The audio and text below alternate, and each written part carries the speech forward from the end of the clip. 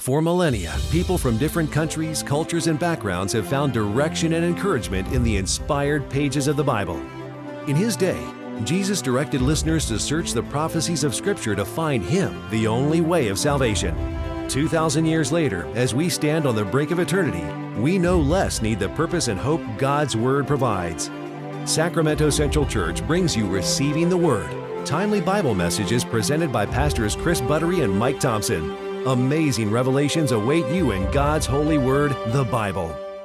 Now, there are several key ingredients that are needed if one's going to be faithful to the end. One, of course, is commitment. A commitment to a person, if we're talking about marriage, or if we're talking about training, to the coach. Commitment to the goal. That is, never reneging on a promise that is made. That's what commitment means. Never reneging on a promise made, no matter what might come your way. Now, another ingredient we certainly will need as we're seeking to be faithful to the end, is patience. Patience with yourself, patience with the circumstances, patience with others, patience with God, allowing Him to work out His will. And friends, closely related to patience is another ingredient, and that is perseverance or endurance. That's the quality that outlasts everything else. So were these elders, these ancients, these worthies, faithful to the end? Were they committed? Were they patient? Were they persevering? Did their faith endure to the end?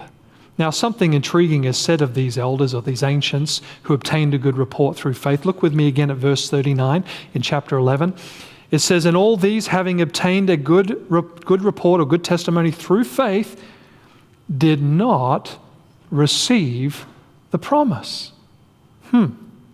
They did not receive the promise. Now, what do you suppose that means or could mean? How could it be said of them that they did not receive the promise, yet faith obtained for them a good report? What's going on here? Did they receive at least some promises? Is there an ultimate promise that they didn't experience or receive? Yeah, sure, they certainly received some of the promises. They each received God's grace that enabled them to respond to God's requirements with faith and faithfulness. That's what Hebrews 11 is really all about. A faith response to God's grace in their life that led them to faithfulness, to obedience. That's clear from their stories. There's no question about it.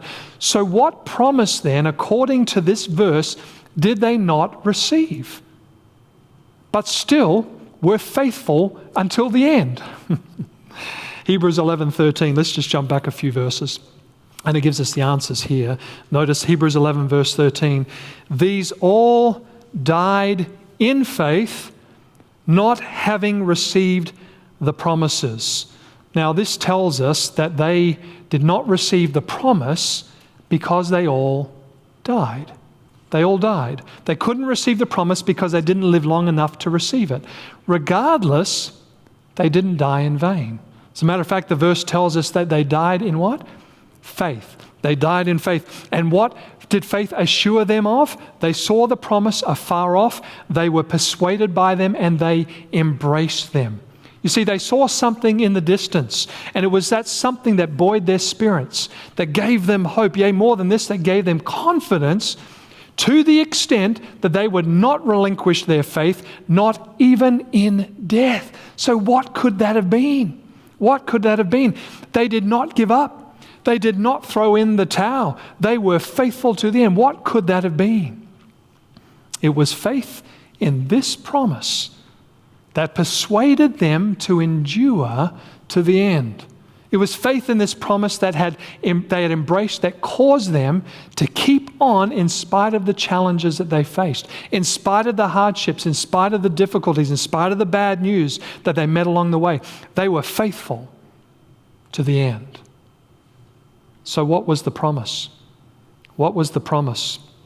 Going back to verse 13, these all died in faith, not having received the promise, but having seen them afar off, were assured of them, embraced them, and confessed that they were strangers and pilgrims on the earth. Now jump down to verse 14. "For those who say such things," we're getting closer to the answer, "declare plainly that they seek a homeland."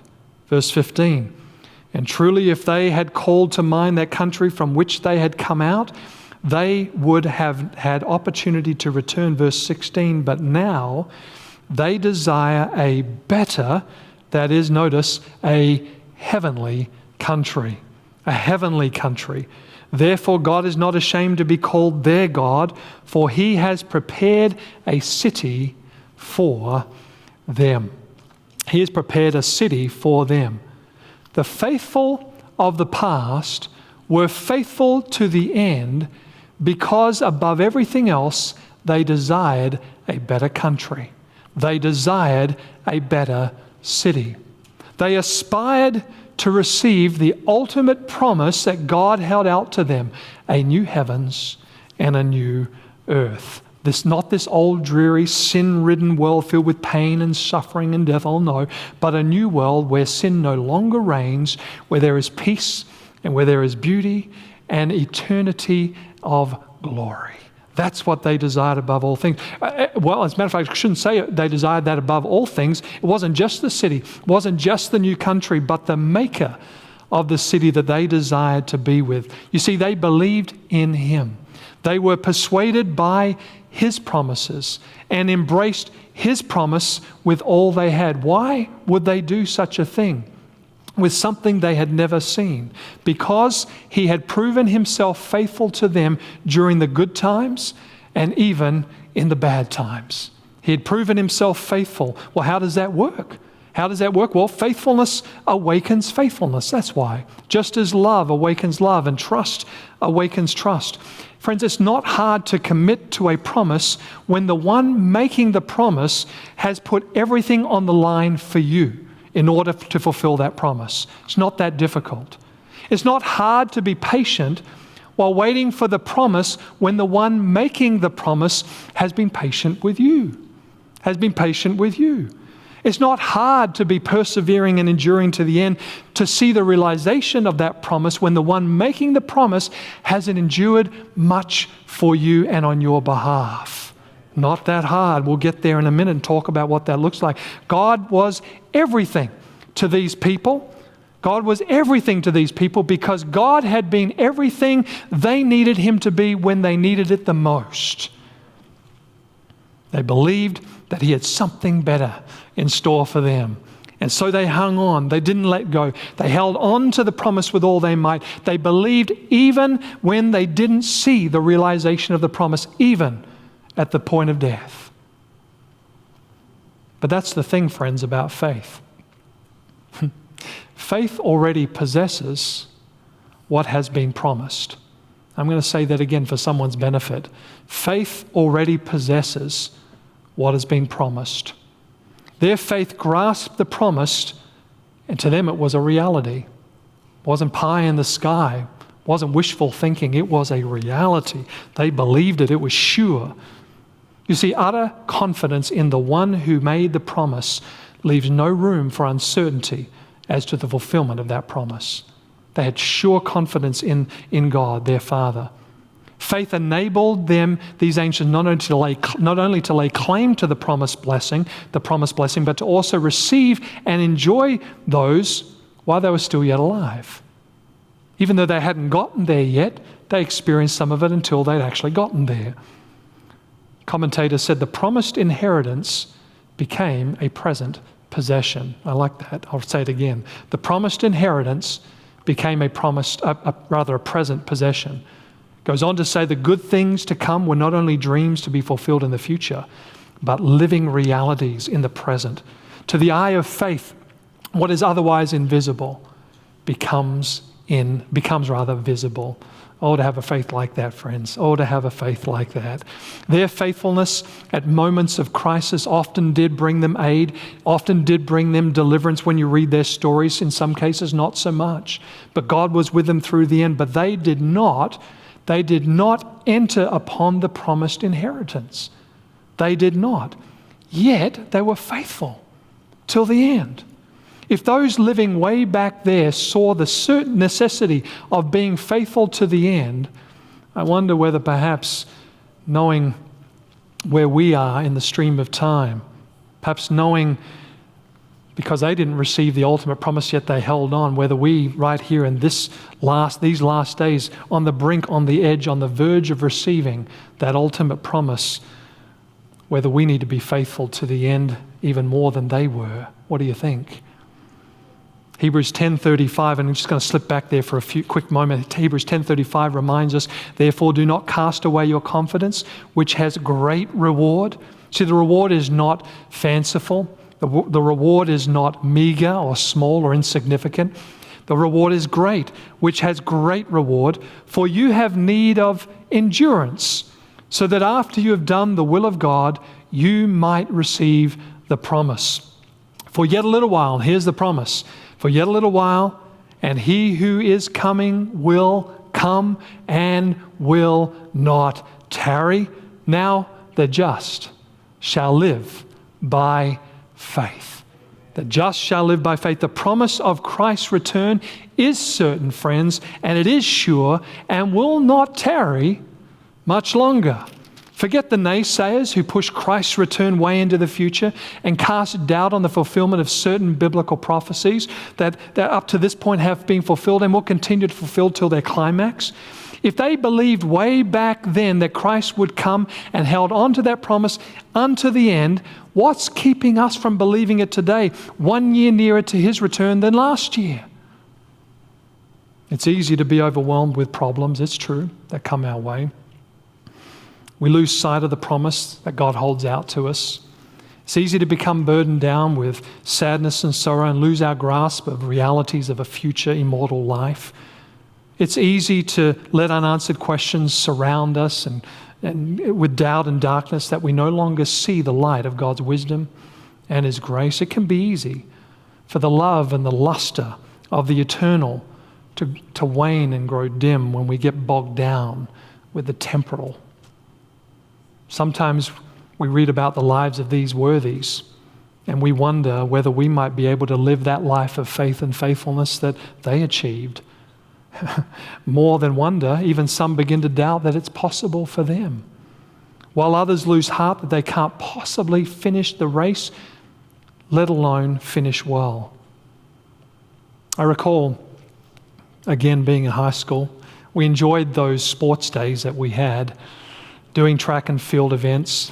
And you know, I'll just be honest, and I think those of you who were in those track and field meets, probably just as honest as I am, would say you wanted to be the winner. You wanted to win, you wanted to succeed. I know I did. For me, the sprints were my favorite. I wanted to be the fastest. But I wasn't always. I'd stretch my limbs and I'd train the best I could, and I knew how all by myself there at one time. But there was always one or two or three that were just slightly faster than me. But we knew that no matter whether we were 1, 2, 3, or 4, if we performed well, we might be chosen to represent our school in the state meets. And what an honor it would be to be selected. One of my favorite races was the relay race. I wasn't the fastest, but I was fast enough to be part of the team. What an honor. I thought to myself, to be with those I aspired to be as fast as. I know this is kind of very temporal and nearby meaningless, but it was big for me back in those days. It was big. To be with those that I aspired to be as fast as, to be in those track meets, be with them in the relay. But I would have my doubts. I would think to myself, although I was up there with some others as fast as they were, I would be concerned. I probably wouldn't make the cut. I thought those thoughts before I actually made the cut. The hopes and doubts would turn my stomach in knots. And finally the day arrived and I had heard that I'd been selected to run with those I'd admired. What an honor to be among the best. Now I want you to notice something in Hebrews 11 verse 40. Verse 39 says, and all these, having obtained a good testimony through faith, did not receive the promise. Notice verse 40. God having provided something better for us. There is no reason to lose heart. There is no reason to give up. There's no reason to throw in the towel, because God has provided something better for us who live down here near the realization of that ultimate promise. Not something better than proposed to those who came before. And this is where the rub is. Not something better than proposed to those who came before, because how can anything be better than entering the land of glory, the land of eternal peace? Nothing can be better than that. So what is the something better that God has promised for us? Instead, it's from our point of view, God has something better. It had been better that God had granted us the opportunity to join their ranks, these worthies' ranks. I mean, it's what an honor to be considered to be a part of what they were and what they are. What, me? Join in their ranks? Yes. You didn't think you'd make the cut? God thinks so. You didn't think you'd be able to make it? God thinks otherwise. You don't think you have what it takes? I suspect that the ancients didn't think so as well, but God made them worthy, and He will make you and I the same. You don't think you can be faithful to the end? Well, friends, there is good news. God has provided some better thing for us, that we might join their ranks to receive that good report also. Friend, there's a wonderful hope for you and me, isn't there? There's something far more interesting, something more intriguing as we continue and encouraging. Look at verse 40. Having obtained something better for us, that they should not be made perfect apart from us, that they should not be made perfect or brought to completion, or that they should not be made perfect, faithful to the end, apart from us. Now, when our relay team represented our school in the state meets, we won.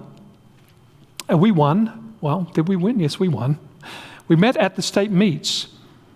And just when we won, just the one of us did not go up to receive the blue ribbon on behalf of everyone else. Not just one of us went up to receive the winning certificate on behalf of everyone else.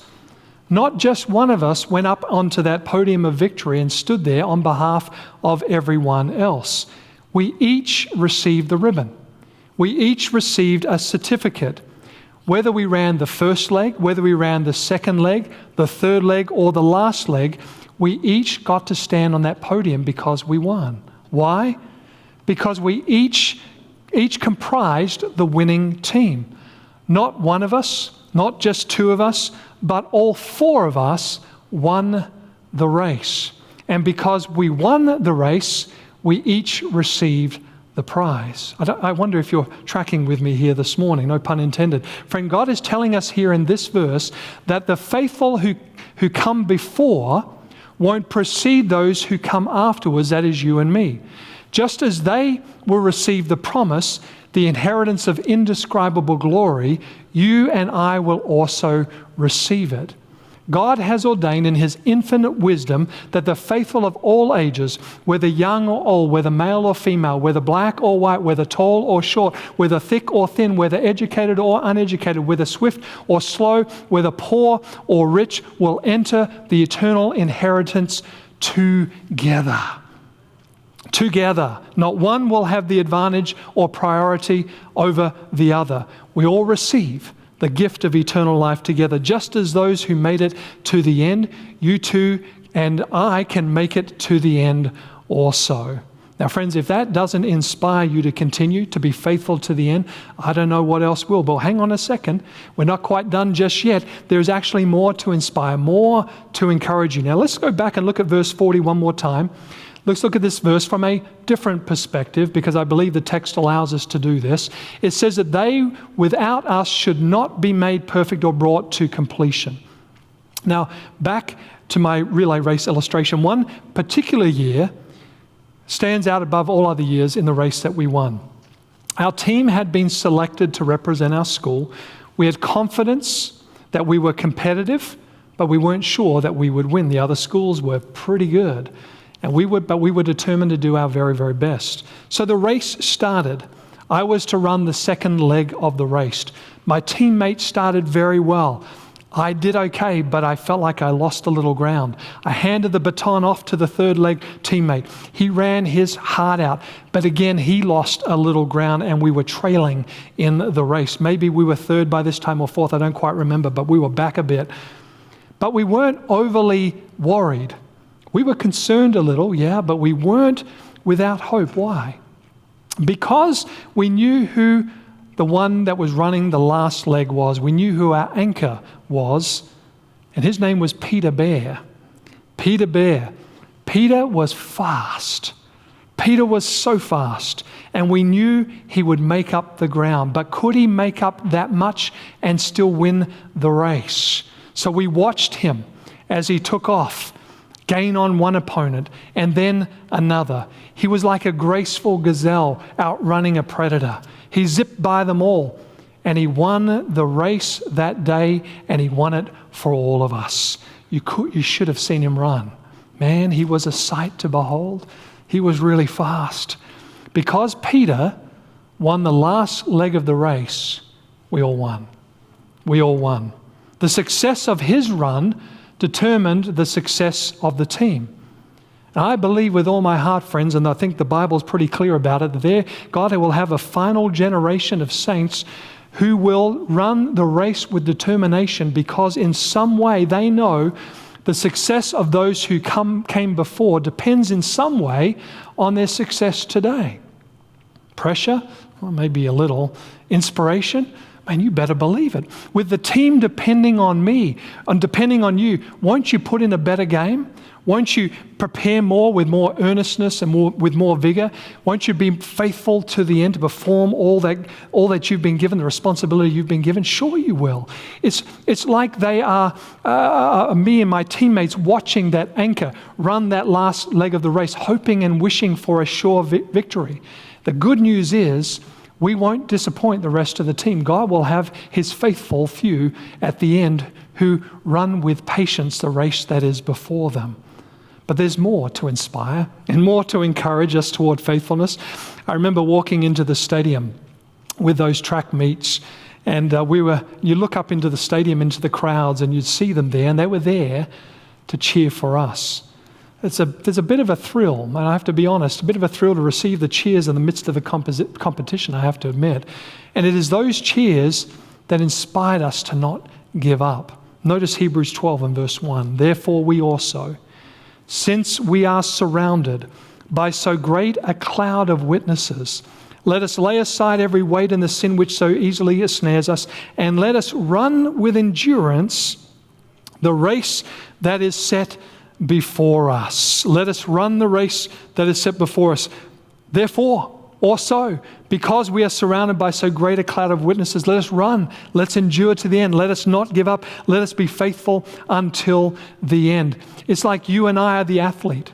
We're making final preparations to run a race in this big, glorious stadium with spectators seated on every bench, rising tier above tier on every side. We, intent on winning the race, glance momentarily at the sea of faces that surround us like a cloud. And here, the witnesses that are looking on are the worthies of faith, mentioned in Hebrews chapter 11, each of whom, despite handicaps and despite hindrances of every kind, finished their race with joy. So their faithfulness and their endurance brought them victory in the race. So we're conscious as we're looking on them, and those eyes of the faithful of all ages are now intently fixed upon us, as it were. We know they're not literally looking at us, but as if they were, we experience an urgent impulse to put forth every effort to win the race that has been marked out before us. Friends, do you see it? Do you sense it? Are you inspired to be faithful unto the end? We're surrounded by such a great cloud of witnesses. And when we look at them and we see them, and we see what they endured and we see what they undertook, it inspires us to keep on keeping on, doesn't it? It certainly does. Well, if you're not there yet and you're not encouraged as you ought to be and inspired as you ought to be, I'm not sure how you might be still, but God isn't done yet. There's one more motivational factor he has for us, and that's in Hebrews chapter 12 and verse 2. Yes, we're surrounded by this great cloud of witnesses, all the spectators looking on, cheering us on in this race to be faithful to the end. But we are told to not look to them. Glance, yes. Spend a little time, sure. Be encouraged by their life and their faithfulness, absolutely. But we are to rivet our attention not on them, but upon one who can see us to the end. Notice verse 2, it says, looking unto Jesus, the author and finisher of our faith, who for the joy that was set before him endured the cross, despising the shame, putting up with it, and has sat down at the right hand of the throne of God, looking unto Jesus, who endured. That's where our sights ought to be set. What do you say, friends? Looking unto the one who gave his all, who laid down his life that we might have life. If you want motivation, if you want to be encouraged to not give up, to make it to the end, to keep on keeping on, then we need to rivet our attention on Jesus. Now, friends, that was our theme last year here at Sacramento Central. 2020 vision, looking unto Jesus. And certainly we did look to him, but we didn't end looking to him when we entered 2021, did we? We've got to keep looking to him as we go into this new year. And we must keep looking to him if we hope, if we wish, if we desire, if we want to be faithful to the end. Friend, just take time. Take time throughout this year to spend a thoughtful hour looking at the closing scenes of Christ's life. Friends, the way to heaven has been consecrated by Jesus' blood, by his footprints.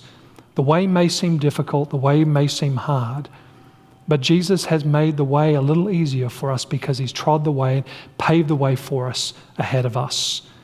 He who endured the cross, despising the shame, sat down with the Father at his right hand. Jesus was and is and will ever be victorious. He is the one we ought to look to and be inspired by, the one who should encourage us. Let us keep looking to him, the author, the one who started us on the way, the one who will, the finisher, the one who will end it for us, the one who will complete it all. Friends, if it wasn't for Jesus, we'd have no hope. If it wasn't for Jesus, we would not be victorious.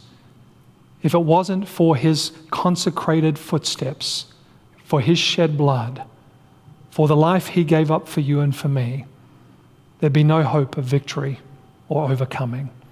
So let us look to Jesus, the one who endured more than we would ever be called to endure or called upon to endure, the one who endured more than anyone has ever had to endure in the history of this cosmos and will ever have to endure. Let us press on, because he that endured for us, because he is faithful to us. We can be faithful to him until the end. God bless you, my friends.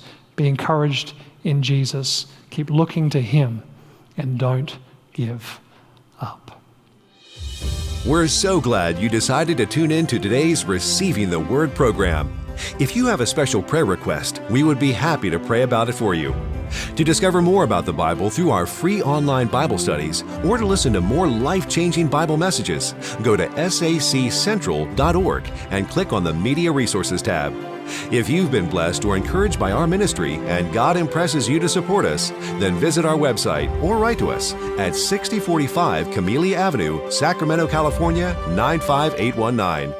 Always gladly receive God's Word.